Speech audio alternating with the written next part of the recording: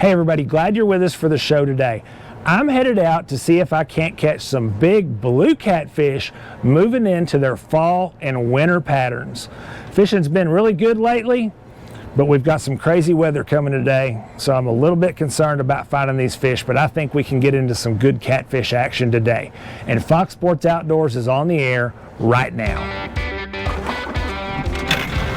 You're watching the only program with weekly fishing reports and real-time outdoor news from the Southwest region. This is Fox Sports Outdoors. Welcome back, everybody, to the Fox Sports Outdoors Show. I'm Chad Ferguson, filling in this week for your host, Barry Stokes, and it's catfish time again on the Fox Sports Outdoors Show. I own and operate North Texas Catfish Guide Service. I offer guided catfish trips all across the North Texas region. And I also run a company called Catfish Edge. There, you'll find all sorts of resources for anglers to learn how to go out and catch more and bigger catfish, as well as a number of different tackle products that I've designed and developed specifically for catfish over the years. I'm going to go out today and see if I can't catch some blue catfish here in North Texas on Eagle Mountain Lake. The fish are really scattered right now, and they're trying to get moved into their fall and winter patterns. They're feeding heavily, they're really aggressive, and they're really bulked up, but they're moving around a whole lot from day to day, so it can be a bit of a challenge to get out there and get in the fish and stay in them. But I'm hoping we can get on some good fish today and show you some great techniques to use this fall and winter. We'll also have all the latest fishing reports from across the region, but first, let's go out to the FSN studios for your weekly planner. Hello everyone. Both days this weekend appear to be offering fair prospects for anglers. Peak morning activity should begin an hour or so after sunrise and again in the evening at 8:23 p.m. on Saturday and 9:07 p.m. on Sunday. Look for the sun to rise at 6:59 and set at 5:25. And we'll have a moon that is 70% illuminated. Hang with us for freshwater and coastal information from around the region. Plus, Bassmaster angler Mike Iaconelli joins us for this week's Ask the Pro segment. We've had some crazy weather conditions here in North Texas over the last couple of weeks. We've had tons of rain and flooding and still have a lot of fresh water coming into the lake. It's really muddy, and we've also had some pretty drastic variations in temperature where it got really cold, almost down to freezing for several days, and then warmed up and got up in the mid to high 80s for several days as well. And when the fish are trying to move into a fall or winter pattern, that can really scatter the fish and confuse things quite a bit and really spread the fish out, make them difficult to catch. So when I go out today, I'm going to drift fish, try to get out, find the best concentrations of these blue catfish that I can, and drag these baits through them. That way I can maximize the possibility of putting those baits in front of the most fish possible. A lot of times this time of year, that's the best approach, especially when the fish are transitioning and aren't really in a full pattern yet. So let me get out, get set up, see if I can't catch some of these blue catfish while we catch a quick break.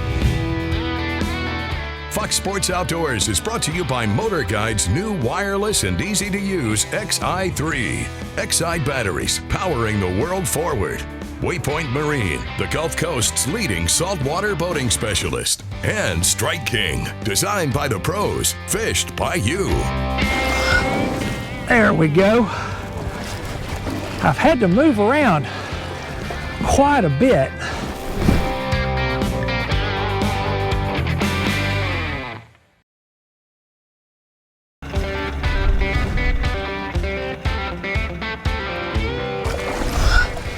There we go. I've had to move around quite a bit. I kept marking fish and they were real scattered. And every time I'd get out there and start trying to drag baits through them, I get a lot of little fish bites, but just kind of chasing those baits along, pecking at them, but they weren't really taking them. So I downsized my baits and went with a little bit smaller hook. Let's see here. Not a monster, but certainly a respectable fish, and I think I'm going to have my landing net here. Oh, goodness gracious. Well, there we go. All right, that right there, that's a good blue catfish. Put a little stretch in the string, fun to catch. And these fish will really put up a fight, especially in this warmer water like this. Night and day difference in the fight from when it's colder. Let me put this fish back real quick.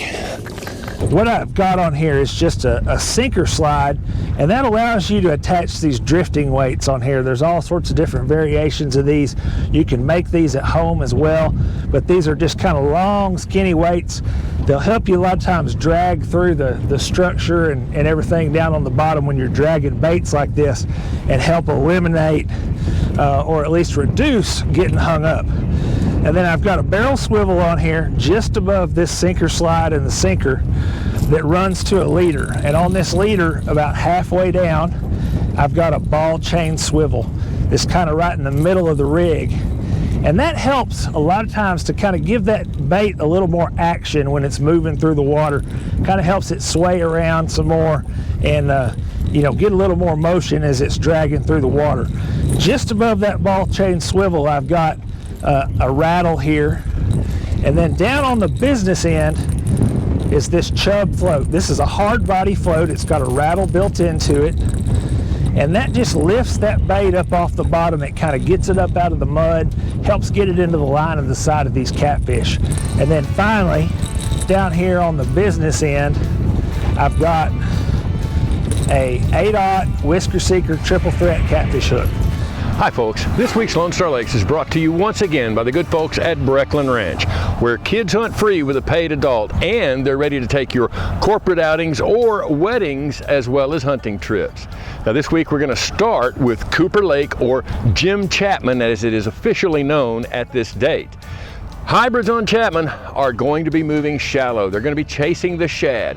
The most effective way to find these fish quickly is to throw a 1/2 to 3/4 ounce lead head with a swim bait type body on the back. Use your natural colors and fish those shallows until you connect with fish. Now, over at Lake of the Pines, the bass have also moved shallow. They're in water somewhere between 10 feet and the bank, even shallower early in the mornings. Throw your topwaters like your buzzbaits, your poppers, your whopper ploppers to catch those early fish, then transition to your little bit deeper moving baits like your Cincos and your spinner baits. Finally, the bottom of the water column, use your Texas rigs, use your jigs. That'll be a great pattern for the next couple of months on LOP. That's this week's Lonestar Lakes, brought to you once again by the good folks at Breckland Ranch. Be sure and check us out, Lonestar Lakes, on Facebook. Hi, I'm Captain Joey Fair with your South Texas Regional Report, brought to you by Waypoint Marine, Marker 37, and DOA Lures. We're really seeing winter patterns kick in as fish are starting to be temperate and using all three lower, middle, and upper bodies of the water column. Using some heavier jig heads when it's cold, using a sand deal presentation like this 5-inch DOA jerk shad. This is their preferred soft bottom, cold weather food source right now. As we're working the sides of the channel and the deeper flats, we're using a 1/4 to 1/8 ounce jig head with a glow grub tail from DOA, and that's really putting us on some trout and flounder in the upper Laguna Madre. Fishing's really hot right now. Despite the cold temperatures, waterfowling's on fire. Up in Corpus Christi Bay on light wind days, we're catching a lot of trout on the gas wells out in Corpus Christi Bay. And going south, a lot of drum and redfish over the rocks in Baffin Bay on live shrimp. The land cut has been really good on a warming trend with a southeast wind along that west side, throwing lures to the edge of the channel. Folks, follow all of our hookups on Facebook at Captain Joey Farr's Backwater Fishing. There we go. Another good solid blue cat there. Let's see how.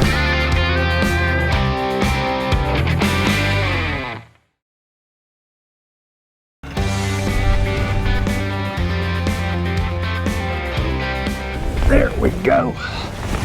It's another good fish, I think. It hit that bait really, really hard. Just slammed that rod.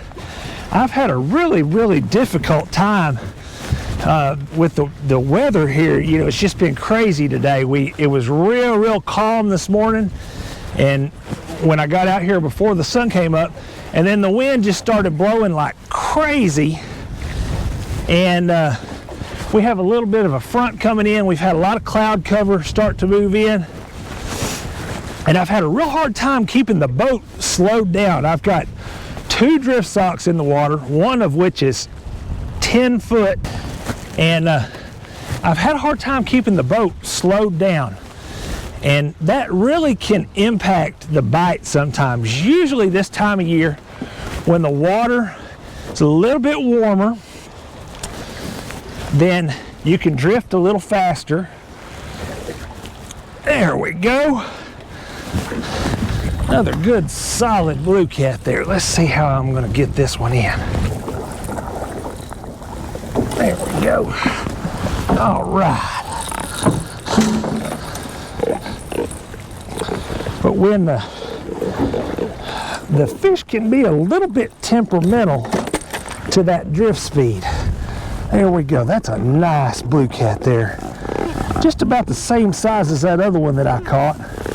And I've had several other real good bites drifting right through here, so I'm hoping that I catch another one. But that drift speed is critical. Let me put him back real quick. Sometimes you have to really play with that drift speed. Usually, like I said, when it's warmer like this, usually you can get away with drifting a little bit faster, 0.6, 0.7 miles an hour or so, sometimes even maybe a little bit faster than that. But today, the fish seem to be real temperamental with that speed, and they're wanting those baits a little bit slower. Hey friends, Captain Kevin Broussard here with your Fox Sport Louisiana Outdoor Report. I tell you what, we're starting to get in that early wintertime pattern, and the cold fronts are coming through. That's making the fish eat. North wind blows, I tell you what, the Calcasieu River and the Sabine River, the water starts dumping out of those marshes. You get that dark, clear water. Spinnerbaits in the mouth of them. Tell you what, small crankbait seems to be doing really well, and also Texas rigs, soft plastics around the trees and stuff on the edges. On the saltwater scene, same thing goes on. Cold front comes through, the wind might blow really hard out of the north, but I tell you what, it dumps the marshes. Your shrimp come out, your mullet come out. The trout and the redfish, they're waiting there just to eat and gorge on them. Soft plastics, jig heads, scented, fish bite soft plastics been working really good on Lake Calcasieu. Bill Lake over at Houma, same report. Lots of redfish getting caught. I tell you what, cold fronts, don't worry about that wind. Bundle up and get out there and catch you some fish. For Old Cajun Phil, Captain Kevin Broussard saying happy fishing, may God bless, and we're going to see y'all next week. We're taking a break, but first, here are a few pictures from our Big Catch of the Week contest. These photos were not picked as winners, but we still wanted you to see some of the fantastic catches from around the region. We'll reveal this week's winner in just a bit toward the end of today's program. Back in a bit.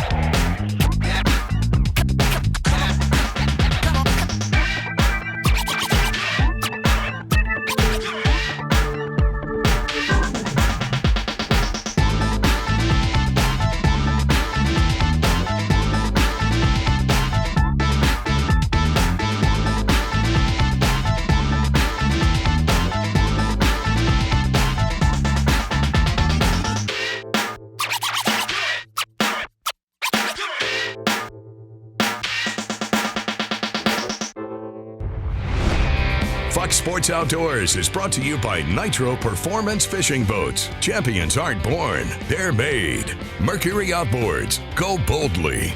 Gulf Shores and Orange Beach, Alabama. Plan your fishing vacation and catch the details at orangebeach.com/fishing. And Lowrance and the new Hook 2, the world's easiest fish finder. There's another good blue catfish. That's really what I've wanted to be. Catch just like that all day long.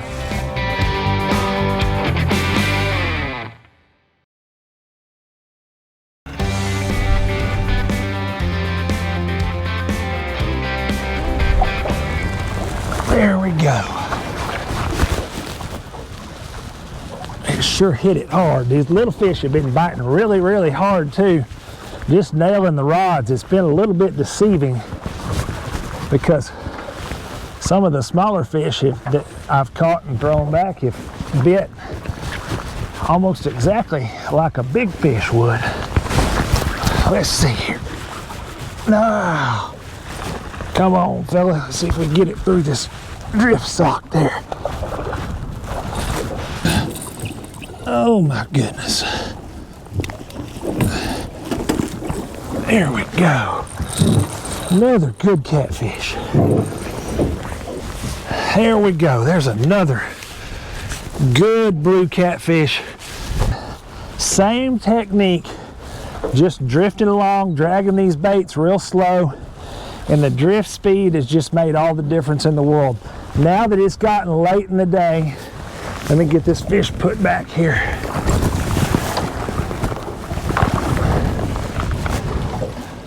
This drift speed has just made all the difference with this fishing.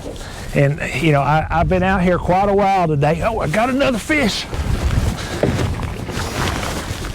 There we go. Got another good bite here. What I'm using for bait today is cut shad, and I'm using big gizzard shad I caught early this morning. And for some reason, I've had more bites and caught more fish on those heads than I have anything else. Look at that. That's a big flathead. I'm gonna have to have a net for that. No wonder that fish was so feisty. There we go. That's a good fish right there. Big flathead catfish. People call them apps, ops, shovelheads, yellow cats, all sorts of different names. That's a good fish right there. I haven't caught a yellow cat in quite a while, and they're fun to catch, boy. They fight. You see how hard a time I had getting that fish in the boat. That's certainly a good trophy quality fish right there. These fish feed primarily on live bait, yellow cats do. And so usually when you target them, you usually fish with live perch or some other sort of live bait, because that's what they'll primarily feed on. But it's not uncommon. Let me put this one back here real quick. I usually find when I'm fishing like this, it's not that uncommon to catch these flathead catfish when you're drift fishing like this with cut bait, because you know that bait is moving. Well, I gave you a heads up about 3 weeks ago that we were getting really close to the winter seasonal trout stocking program here in Oklahoma, and it is underway now. In fact, 2 recent really good stockings of Rainbow and Blue River. A couple of thousand fish each of those stockings. Can be good fishing at Blue River. Also trout stockings at C.C. Perry, Robbers Cave, and the other seasonal trout waters. Check them out.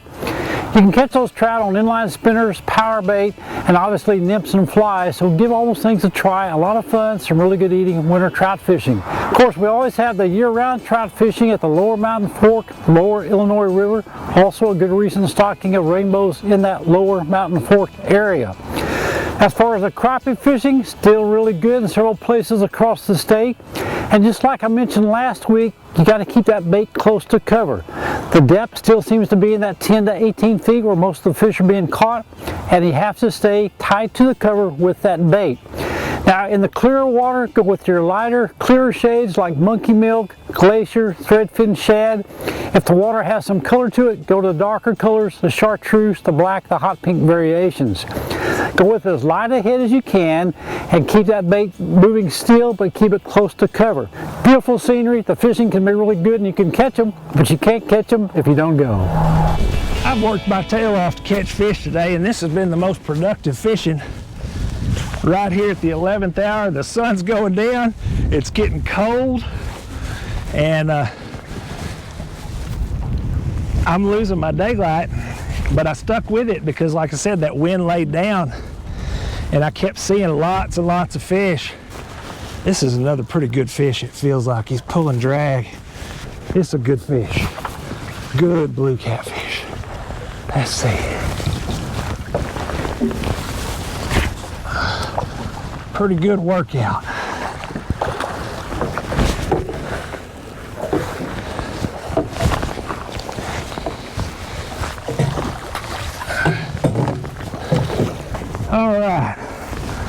There's another good blue catfish. That's really what I've wanted to be. Catch just like that all day long is what I was looking for. And like I said, here the last 30 minutes with the sun going down and getting cold, the wind kind of laying down some, fishing has just really turned around. No telling what kind of day I would have had if it had started out like this. I'd probably be worn out and back at the house by now. Let me put this one back in the water here. You can always watch our latest episode on the front page of our website at foxsportsoutdoors.com. Catch up on past episodes by clicking the archive button and learn about fishing techniques and new gear at our how-to page. Follow us on Facebook and Twitter for new fishing videos every day. Simply search for Fox Sports Outdoors and click the like button on Facebook and follow button on Twitter.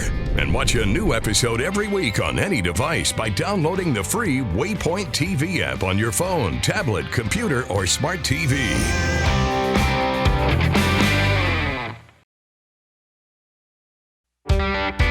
Fox Sports Outdoors is brought to you by Lou's. Feel the difference. Gene LaRue and Bobby Garland. We know bass and crappie from heads to tails. And by Glacier Glove. Stay outdoors longer with our gloves, hats, and shades.